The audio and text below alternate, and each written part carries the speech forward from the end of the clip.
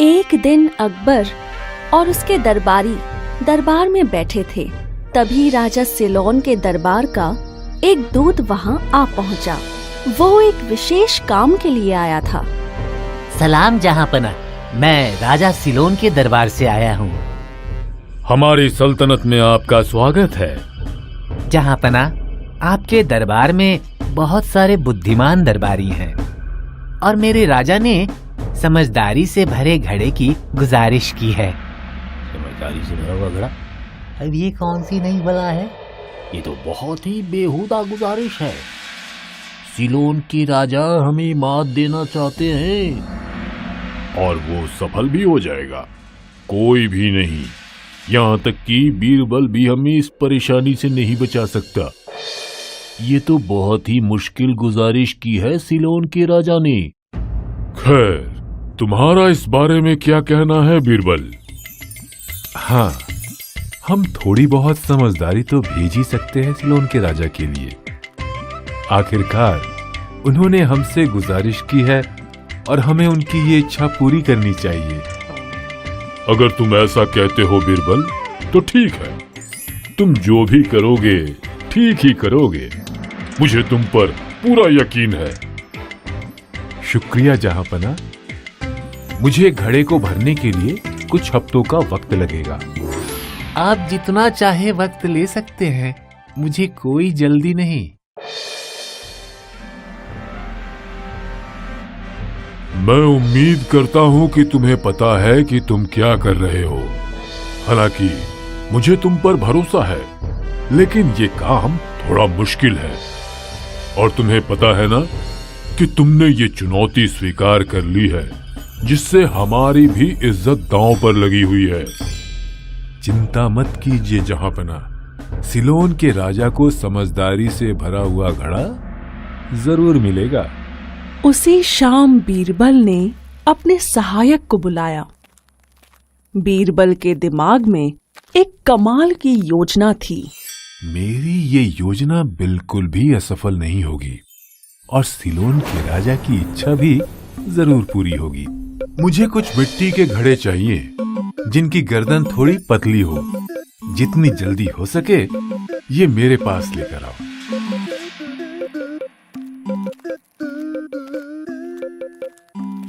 बीरबल बाहर बगीचे में गया और अपनी योजना के बारे में सोचने लगा। और कुछ ही देर में बीरबल का सहायक भी वहां कुछ घड़े लेकर आ गया, जैसा कि बीरबल ने कहा था। ये रहे आपके घड़े हुजूर। बहुत बढ़िया। ये घड़े लेकर मेरे पीछे कद्दू की क्यारी में आओ।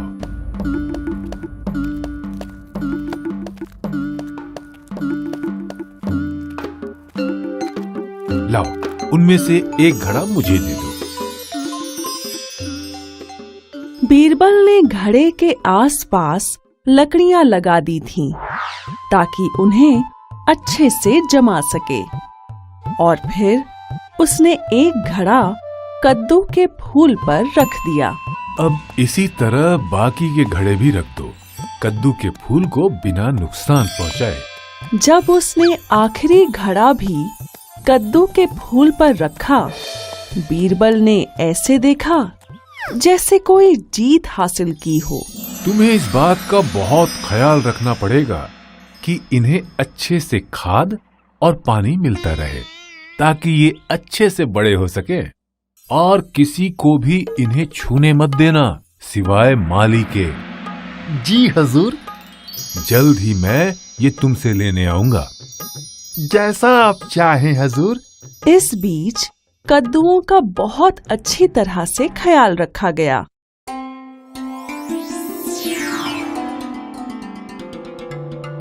क्या तुमने काम को कुछ आगे बढ़ाया बीरबल? कई हफ्ते गुजर चुके हैं, लेकिन तुम्हारी तरफ से कोई समाचार नहीं मिला। मैंने काम लगभग खत्म कर ही लिया है जहांपना। मैं ये देखने के लिए बहुत ही उत्साहित हूँ कि तुम घड़े को समझदारी से कैसे भरोगे।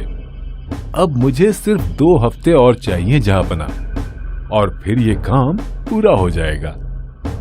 हम सिलोन के राजा के दूत को 2 हफ्तों के बाद बुला सकते हैं। ठीक है, बहुत बढ़िया बीरबल। उम्मीद करता हूं कि हमारी इज्जत पर कोई दाग नहीं लगेगा। ऐसा बिल्कुल नहीं होगा जहांपना।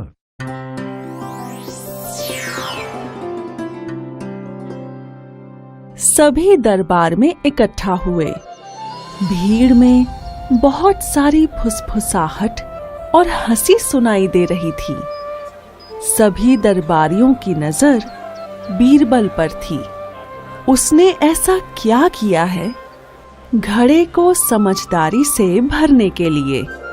मुझे नहीं लगता कि बीरबल इस चुनौती को पूरा कर पाया होगा। मुझे भी ऐसा ही लगता है। ऐसा कर पाना किसी के लिए भी नामुमकिन है। अरे वो बीरबल है, जरूर उसने घड़े को भरने का कोई न कोई रास्ता निकाल लिया होगा। सभी इस चुनौती और उसके परिणाम के बारे में बातें कर रहे थे। बीरबल और दूत अकबर के सामने दरबार में हाजिर होते हैं। समझदारी से भरे हुए घड़े को दिखाने के लिए क्या तुम तैयार हो बीरबल? जी हाँ जहांपना, मैं तैयार हूँ। बीरबल ताली बजाता है।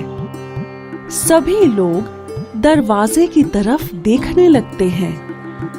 बीरबल का सहायक घड़े को थाली में रखकर हाजिर होता है। सहायक आकर बीरबल के पास खड़ा हो जाता है। ये लीजिए जहांपना, आपके सामने समझदारी से भरा हुआ घड़ा आ चुका है। घड़े को ऊपर से कपड़े से ढांका हुआ था ताकि कोई ये ना देख सके कि अंदर क्या है। ये नामुमकिन है, ऐसा हो ही नहीं सकता। हाँ, ऐसा कैसे हो सकता है? शांत हो जाओ। ये लो, इसे अपने राजा के पास ले जाओ। लेकिन याद रहे, तुम्हें ये सारे घड़े खाली करके वापस लौटाने होंगे, वो भी बिना कोई नुकसान पहुंचाए। और अगर आप समझदारी के फल को बाहर निकालना चाहते हैं तो उसे भी कोई खरोंच नहीं आनी चाहिए। क्या मैं इसे देख सकता हूँ? हाँ जरूर, अब ये आप ही का है। जैसे ही दूत घड़े में देखता है, उसे घड़े में एक कद्दू दिखाई देता है। वो चौंक जाता है। लेकिन हमारे पास 5 घड़े और हैं। अगर आपके राजा को और समझदारी चाहिए तो ले जा सकते हैं। तुम्हारे सामने कोई खड़ा हो सकता है बीरबल? तुम लाखों में एक हो। हम तुमसे पंगा क्यों लेते हैं? दूत घड़ा लेकर चला जाता है। बीरबल, मैं बहुत ज्यादा उत्साहित हूँ समझदारी के उस फल को देखने के लिए। तुमने कहा था कि तुम्हारे पास 5 और हैं, है ना? जी जहांपना, मेरे पास 5 और हैं। मैं अभी आपके लिए मंगवाता हूँ। दूसरे घड़े भी यहाँ ले आओ। जी हुजूर।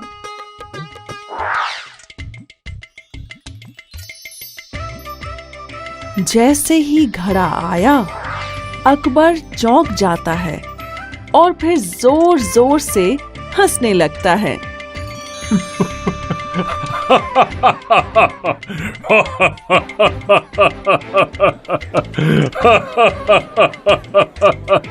पूरा दरबार ये देखना चाहता था कि उस घड़े में क्या था। बिल्कुल, यही है समझदारी का फल। सिलोन के राजा इसे देखकर जरूर समझदार बन जाएंगे।